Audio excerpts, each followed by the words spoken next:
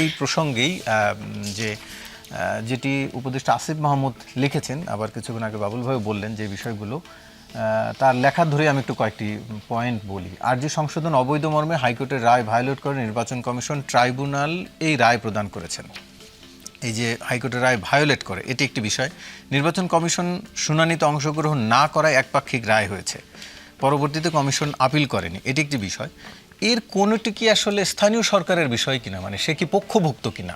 সে তো পক্ষভুক্ত হয়নি, তাহলে আদালতের সিদ্ধান্তের বাইরে গিয়ে বা আদালতের মানে রায়টিকে সে কেন গ্রহণ করতে চাইছে না? স্থানীয় আদালতের রায়কে আপনাকে ধন্যবাদ, এবং আদালতের রায়কে তো চ্যালেঞ্জ করার সুযোগ আছে এখন যেমন রিট হচ্ছে।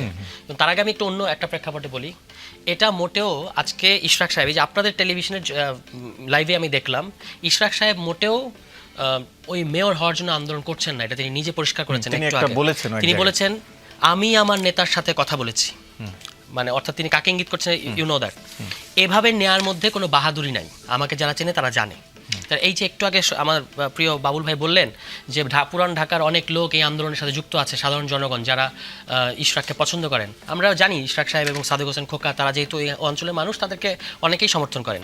তাহলে আমি বলবো যে যদি এখানে সাধারণ মানুষ থেকে থাকে, আপনারা তাদের সাথে প্রতারণা করছেন, ইশরাক সাহেব তাদের সাথে প্রতারণা করছেন, কারণ তাদেরকে আপনি নিয়ে এসেছেন মেয়র হতে চান এটা বলে, কিন্তু আপনি এখন এখানে করছেন হচ্ছে উপদেষ্টা আসিফের পদত্যাগ। এটাই হচ্ছে আপনার মূল ইস্যু। আপনি বলতে চাচ্ছেন যে আমরা আসলে দেখাতে চাচ্ছিলাম যে তারা যে আসলে একটা দলের প্রতিনিধি। কিভাবে তারা দলের প্রতিনিধি? এবং কথাগুলো অসংলগ্ন এবং পরস্পর বিরোধী।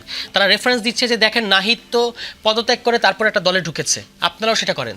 তো আসিফ বা মাহফুজ তো আমাদের দলে ঢোকেন নাই।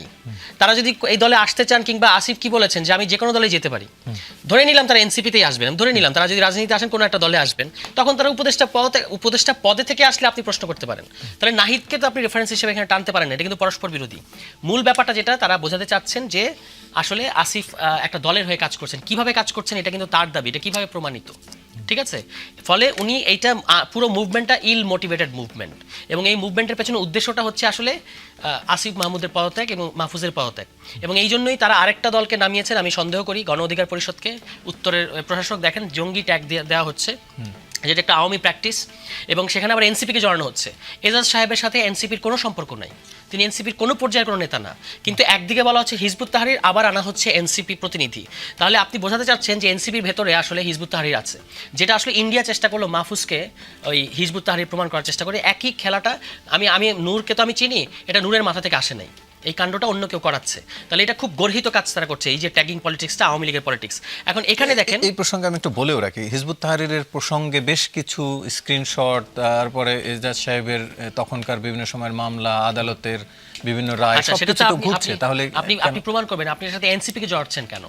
আচ্ছা, এনসিপি প্রতিনিধি এটা বলার কারণ কি? আপনি তো একটা রাজনৈতিক দল, একটা ব্যক্তি বলছে সেটা আলাদা বিষয়, কিন্তু আপনি তো গণ অধিকার পরিষদ একটা রাজনৈতিক দল হয়ে তো আপনি এই কাজটা করতে পারেন না। কিন্তু যখন উপদেষ্টা, হ্যাঁ এনসিপি বলা যায় না তো, উপদেষ্টা আসিফ মাহমুদ যখন তাকে নিয়োগের জন্য সুপারিশ করেন, না যদি এটা সত্যি হয়ে থাকে যে এই জিনিসগুলো হাজির হয়েছে, তাহলে অবশ্যই এটা তো এমন তো না যে আসিফ এটা জানতেন।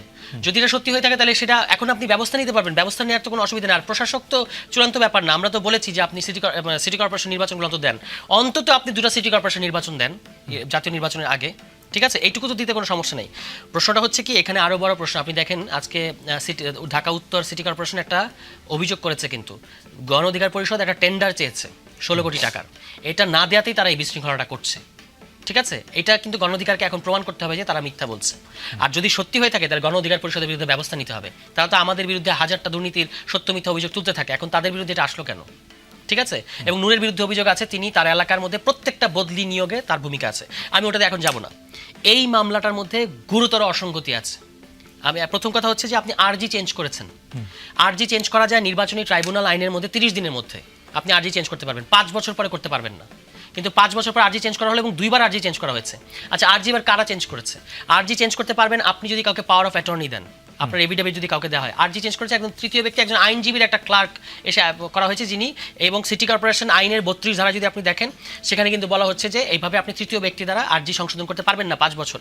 মামলার সাক্ষী হিসেবে যে সাক্ষীদেরকে ডাকা হচ্ছে তারা আসছে না কোর্টে, তারা গিয়ে ঢাকা আইনজীবী সমিতিতে গিয়ে সিগনেচার করে আসছে। সরকার এর পার্ট কেন মানে সরকার এরপর এটা তো নির্বাচন কমিশন হ্যাঁ, নির্বাচন কমিশন যখন গ্যাজেট পাঠাচ্ছে স্থানীয় সরকারের মন্ত্রণালয়ের কাছে, গ্যাজেট সহ চিঠি পাঠিয়েছে, তাহলে তো এখন স্থানীয় সরকার মন্ত্রণালয়কে এটা রেসপন্স করতে হবে। এবং খেয়াল করেন, এখানেও একটা খুব গুরুত্বপূর্ণ বিষয় আছে, যে ইস্যুতে আজকে আমরা আন্দোলনটা করলাম বা একটা প্রতিবাদ সমাবেশ করলাম। ওই আদালতের রায়ের পরে গ্যাজেট পাঠিয়েছে, গ্যাজেট সহ একটা চিঠি পাঠিয়েছে নির্বাচন কমিশন, জানতে চেয়েছে স্থানীয় সরকারের কাছে যে এখন তো আদালতের রায় আছে, আর কোনো আইনি জটিলতা আছে কিনা। এটার ফলো আপ হিসেবে আরও কিছু কোয়ারিজ, আরও কিছু জিজ্ঞাসা সহ স্থানীয় সরকার একটা চিঠি পাঠিয়েছে নির্বাচন কমিশনকে। এটা দুটো প্রতিষ্ঠানের মধ্যে নিয়মিত ফলো আপ চিঠি আদান প্রদান, আরও ব্যাপারগুলো পরিষ্কার হওয়ার জন্য। এখন ইশরাক সাহেব পোস্ট দিচ্ছেন ওই যে স্থানীয় সরকার নির্বাচন কমিশনের কাছে যে চিঠি পাঠিয়েছে, এই চিঠি উনি ফেসবুকে পোস্ট করে দিচ্ছেন। এটা ওনার কাছে গেল কিভাবে? তার মানে নির্বাচন, আমরা যে দাবি করছি যে নির্বাচন কমিশন নিরপেক্ষতা হারাচ্ছে এবং নির্বাচন কমিশনের মধ্যে মানে ঘাপলা আছে, এবং তারা আসলে এখানে আপনি দেখবেন যে এখানে ভেতর থেকে লিক করা হয়েছে চিঠিটা। এটা কিন্তু একটা, এই শুধুমাত্র যে কোনো সভ্য গণতান্ত্রিক রাষ্ট্রে শুধুমাত্র এই একটা কারণে নির্বাচন কমিশনকে ভেঙে দেওয়া সম্ভব, মানে নতুন করে গঠন করা সম্ভব। তো এই প্রসঙ্গে আমি আসছি, কিন্তু আপনি যেটি ইশরাক সাহেবের কথা বলছিলেন, তার যে অভিযোগ সেটিও কি আসলে এক ধরনের প্রমাণ করে কিনা? তিনি একটি জায়গায় আমি দেখলাম যে তিনি বলেছেন যে মেয়র ফেয়ার কিছু না, অন্তর্বর্তী সরকারের কতিপয় ব্যক্তির অন্তরে ক্ষমতার লোভ এবং এটি চিরস্থায়ী করার কুৎসিত সত্যটা বের করে আনাই ছিল মুখ্য উদ্দেশ্য। মানে তাকে That's what I have said, উনার মুখ্য উদ্দেশ্য এটাই, যে উনার মুখ্য উদ্দেশ্য হচ্ছে যে আসলে উনি জিনিসটাকে নিয়ে যাবেন উপদেষ্টাদের দিকে।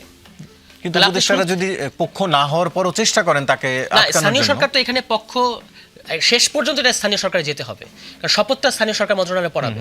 তার মানে উনার উদ্দেশ্যটা উনি পরিষ্কার করেছেন, ঠিক আছে। এবং আমি বলবো যে যারা ইশরাক সাহেবকে গাইড করছেন, তারা উনার রাজনৈতিক ক্যারিয়ারের জন্য খুব ভয়ঙ্কর ক্ষতিকর জিনিস ওনাকে ঠেলে দিয়েছেন।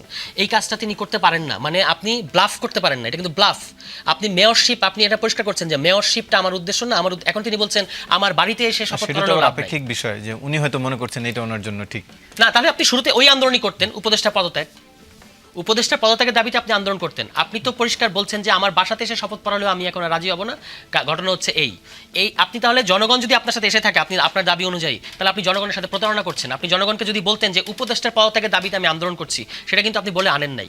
তারপর আপনি দেখেন এখন যমুনায় আন্দোলন হচ্ছে, আমাদের ব্যাপারে বলা হলো যে যমুনায় খালি এনসিপি যায়, তো এখন উনি কিভাবে যাচ্ছেন? কিংবা এই যে সিটি কর্পোরেশন যে পানি দিচ্ছে তাদেরকে, হ্যাঁ, আমাদেরকে পানি দেওয়া নিয়ে, আমাদের আন্দোলনে পানি দেওয়া নিয়ে কত কথা, তো এখন এখানে পানি দিচ্ছে কিভাবে? হ্যাঁ, দক্ষিণে পানি দিয়েছে, আমরা সেই ছবি দেখেছি।